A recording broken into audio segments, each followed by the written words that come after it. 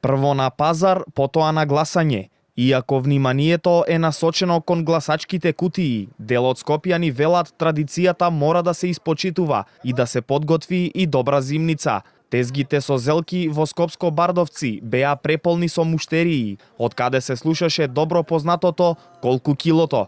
Граѓаните велат дека зелка избираат според тежината и нијансата, во зависност за што ќе ја користат. Ги прашавме што е полесно, да изберат добар градоначалник или добра зелка. Добар градоначалник. Само да го избереме правиот градоначалник. Добар градоначалник. За зелката лесно има време за тоа. И едно и друго. И зелката сега е со вештачко ѓубре, се распаѓа. И муштериите и продавачите велат дека и зелка и градоначалник треба да се избира според нивниот квалитет. Дволичност имаат, не 3 седица, дволичност имаат.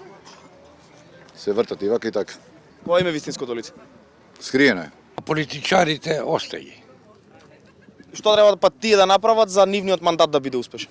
Да им ги сошијат џобоите, да им ги врзат руките, да не крадат, да не лажат, да живее народот.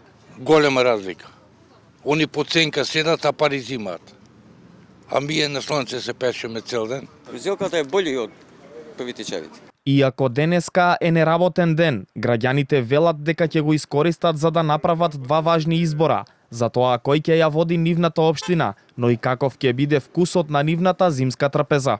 Изборот на зелка е важен бидејќи е богат извор со витамин С и во зимниот период не штити од грип и вируси. А изборот на градоначалник е важен бидејќи избираме почиста околина.